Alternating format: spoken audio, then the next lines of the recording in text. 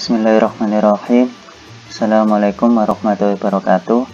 Pada video kali ini saya akan menjelaskan materi radioterapi, yaitu materi tentang pengukuran PDD atau persen deep dose, yang artinya pengukuran persentase dosis di setiap kedalaman. Yang mana kegiatan pengukuran PDD ini sendiri merupakan bagian dari kegiatan quality control dan quality assurance yang rutin dilakukan di radioterapi.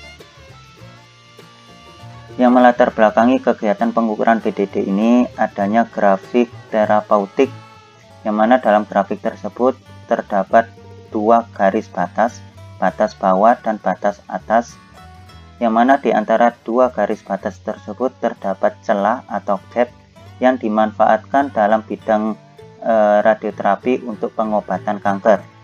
Jadi dosis maksimum memang harus tepat berada di antara celah tersebut. Jadi ketika dosis maksimum itu melebihi dari batas garis batas tersebut, maka bisa mengakibatkan kerusakan pada jaringan normal.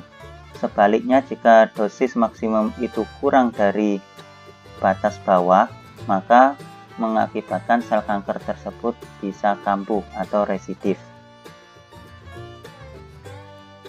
Kemudian untuk kasus kesalahan dalam penyinaran sehubungan dengan pesawat radioterapi, khususnya itu LINEC, biasanya berawal dari berkas radiasi yang keluar tidak sesuai dengan perhitungan dosis saat akan menyinari pasien, sehingga diperlukan kegiatan dalam penentuan PDD, yang mana manfaat dari hasil pengukuran PDD ini terdapat dua, yaitu digunakan sebagai verifikasi dosis di setiap kedalaman, ya. Jadi dosis maksimal 100% itu berada di kedalaman berapa, dosisnya itu sisa 80% itu ada di kedalaman berapa, 50% itu ada di kedalaman berapa, dan seterusnya. Selain itu, manfaat dari pengukuran PDD ini digunakan sebagai faktor koreksi dalam menentukan dosis treatment atau MU itu yang nantinya diinputkan ke alat LINEC. Dasar hukum atau acuan dalam kegiatan pengukuran PDD ini yaitu adanya peraturan pemerintah RI nomor 33 tahun 2007 tentang keselamatan radiasi pengion dan keamanan sumber radioaktif, yaitu pada pasal 44 ayat 1, yang mana pemegang izin dalam pengoperasian alat radioterapi itu untuk menjamin keselamatan sumber radiasi wajib melakukan verifikasi keselamatan sebagaimana dimaksud pada pasal 4 ayat 3. Kemudian untuk menyatakan kualitas berkas radiasi baik itu foton maupun elektron melalui kegiatan penentuan PDD ini harus mengacu dari protokol IAEA, yaitu organisasi internasional yang memang fokus ke pemanfaatan bidang nuklir, yang terdapat dalam buku TRS atau singkatan dari Technical Report Series nomor 398 dengan menggunakan luas lapangan radiasi 10 x 10 cm dan juga jarak sumber radiasi ke permukaan fantom atau istilahnya SSD menggunakan 100 cm. Ini yang direkomendasikan oleh dari buku TRS nomor 398 pada saat pengukuran PDD itu menggunakan luas lapangan radiasi 10 x 10 dan jarak SSD-nya menggunakan 100 cm. Kemudian apa saja sih komponen peralatan yang digunakan dalam pengukuran PDD? Yang pertama, pesawat radioterapi jenis eksternal, ya, bukan yang jenis brachyterapi, tapi jenis eksternal. Di antaranya LINEC, pesawat Cobalt 60, dan pesawat Proton. Kemudian komponen selanjutnya yang digunakan dalam pengukuran PDD itu aplikator. Aplikator ini alat untuk membentuk luas lapangan penyinaran sesuai yang diinginkan. Karena rekomendasinya menggunakan luas lapangan 10x10, maka pada saat pengukuran PDD itu menggunakan luas lapangan 10x10. Digunakan aplikator karena berkas elektron itu cenderung bergerak menyebar, sehingga perlu digunakanlah aplikator untuk membentuk luas lapangan yang diinginkan. Selanjutnya komponen yang diperlukan yaitu adalah phantom. Phantom ini bukan hantu ya. Memang kalau di translate ke bahasa Indonesia itu artinya hantu. Tapi phantom ini adalah sebuah wadah yang nantinya diisi dengan air dengan volume kira-kira 4/5 bagian. Selanjutnya komponen yang diperlukan yaitu detektor kondensor chamber, yang mana alat ini digunakan untuk alat ukur radiasi yang mengukur jumlah ionisasi dalam detektor. Nah, untuk membaca hasil bacaan ya jumlah ion yang terkumpul pada detektor yaitu menggunakan alat elektrometer. Selanjutnya komponen yang diperlukan yaitu kabel yang digunakan untuk konektivitas ya, untuk konektivitas di antara setiap komponen. Selanjutnya komputer. Komputer ini sudah terinstall program software Mephisto yang memang digunakan untuk interpretasi data menjadi PDD. Ini adalah bentuk setup alat komponen-komponen tadi dalam pengukuran PDD. Jadi ini adalah water phantom yang diisi air, dan di dalamnya terdapat detektor yang bisa bergerak secara vertikal naik turun yang terhubung dengan elektrometer, dan elektrometer terhubung ke komputer yang memang terpisah dari ruang pengukuran. Biasanya itu berada di luar di ruang operator.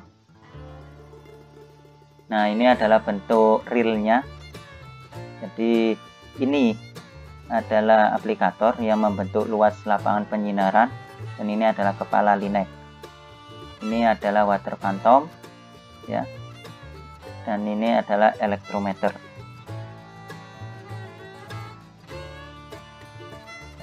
Menurut persamaan matematis, PDD itu didefinisikan sebagai persentase dari perbandingan dosis maksimum dengan dosis serap pada kedalaman tertentu. Jadi D besar D kecil itu menunjukkan dosis serap di setiap kedalaman. DM ini adalah dosis serap maksimum dan dikali 100% karena satuan dari PDD ini adalah persentase. Pada dasarnya nilai dari PDD hanya digunakan untuk mengetahui dosis yang akan diterima 100% pada kedalaman tertentu.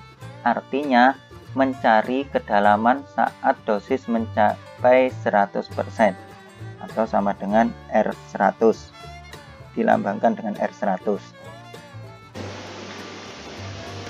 Selanjutnya ini adalah contoh hasil pengukuran PDD yang kebetulan menggunakan berkas elektron berbagai energi dari pesawat linek jenis Elekta yang saya ambil dari hasil pengukuran Suharni tahun 2013, menunjukkan bahwa dari kurva ini dapat ditentukan kualitas berkas radiasi, yang mana semakin besar energi yang digunakan, maka kedalaman pada saat dosis mencapai maksimum juga semakin dalam. Ya, kita bisa lihat dari tabel ini. Ya, ketika energi 4 MeV, kedalamannya itu 8,7. Dosis maksimum itu berada di kedalaman 8,7. Kemudian ketika energinya itu lebih besar, 6 MeV, kedalamannya juga semakin dalam, yaitu dosis maksimumnya berada di kedalaman 13,20 dan seterusnya. Selain itu juga dari kurva ini kita bisa mendapatkan informasi bahwa kedalaman maksimum menjadi lebih lebar. Jadi kita bisa melihat ya perbedaan antara energi 4 MeV dengan yang 15, lebar kedalamannya ya, itu berbeda. Jadi semakin energinya semakin besar, maka lebarnya kedalaman itu semakin besar juga. Nah, adanya lebar rentang kedalamannya itu diakibatkan oleh hamburan berkas elektron oleh air. Nah, selain parameter dosis maksimal, ya, mencari kedalaman dosis maksimal, juga dari kurva ini kita dapat informasi ketika mencapai dosis 80% itu di kedalaman berapa, dosis ketika mencapai 50%, ya, itu di kedalaman berapa, dan juga rentang praktis elektron Rp yang dilambangkan dengan Rp yang merupakan garis tangensial pada kurva dosis kedalaman juga bisa ditentukan seperti ini. Jadi kita tarik garis tangensial, nanti kita ketemu nilai dari Rp. Nah, nilai dari Rp ini digunakan untuk kita menentukan energi yang paling mungkin atau dilambangkan dengan EP0, dan energi sampai ke permukaan atau E0 dengan menggunakan persamaan ini. Jadi untuk menentukan energi yang paling mungkin yaitu 0,22 dijumlahkan dengan 1,9 dikali Rp, ya, dijumlahkan ditambah 0,0025 dikali Rp pangkat 2. Kemudian untuk mencari nilai energi yang sampai ke permukaan yaitu C4. C4 ini dengan nilai 2,33 dan dikali R50. R50 itu adalah dosis ketika saat mencapai 50% itu di kedalaman berapa, sehingga didapatkan tabel seperti ini, ya. Pada saat energi 4 MeV, kedalaman saat dosis mencapai maksimum itu adalah 8,70, dan kedalaman ketika mencapai 50%-nya itu sebesar 16,36. Terus Rp-nya bisa ditentukan sebesar 21,06, sehingga melalui persamaan ini kita dapatkan EP0 yaitu energi yang paling mungkin sebesar 4,40, dan energi sampai ke permukaan itu sebesar 3,8 MeV. Oke, itu saja penjelasan dari saya, semoga bermanfaat. Akhirnya, assalamualaikum warahmatullahi wabarakatuh.